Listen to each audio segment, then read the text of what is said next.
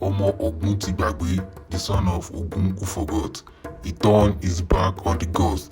He claimed iron as his own, but Ogun is not a god to be mocked. Now let me tell you the tale of how fire turned cold and the curse was born. Children, come closer, let me tell you of Adigan, the blacksmith whose pride stirred the wrath of the gods.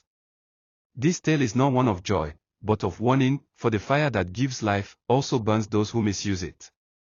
Long ago, in a village where the river Ocean kissed the land, a woman cried out in the night.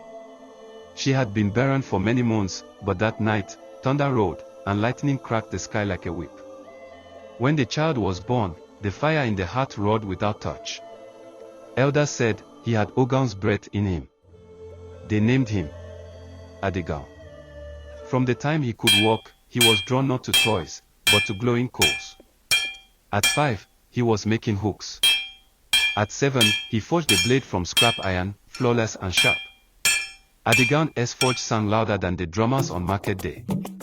Men from distant villages brought gifts, just to see the boy work metal with his bare hands. His fame spread far and wide.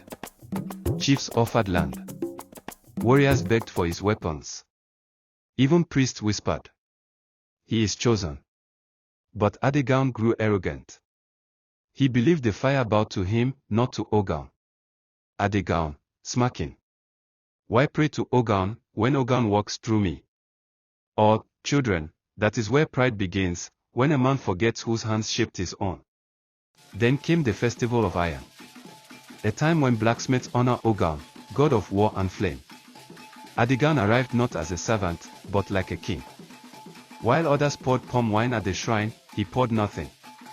While they bowed, he stood tall. Adigan, loudly. This blade I forged with my mind and my hand, not Ogun's. In that moment, the air changed. Even the birds stopped singing. Ogun heard. And Ogun did not forget. The next morning, Adigan tried to light his forge, but the fire would not come. He struck flint till his hands bled. The coals turned cold. The hammer cracked. He poured oil. He chanted. Still nothing. Adigan, desperate. Why won't you burn? I command you. But fire does not obey the proud. It listens only to those who remember where it came from. Even the villagers noticed.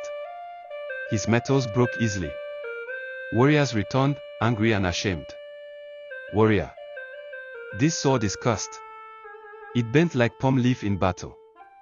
One night, Adigan forge caught fire, not with red flame, but with black. A silent fire. One that gave no heat, only darkness. By morning, the forge was gone. Nothing but ash. The villagers said it was Ogun's breath, reclaiming what was stolen. Elder woman. The gods gave him iron, and now they take it. Alone. Adigan wrapped his burnt hands in cloth and walked into the forest. Not just any forest, but the forest where spirits walk and mortals forget their names. He went to seek the god he mocked, to beg for fire once more. 7 days passed. No one saw Adigan.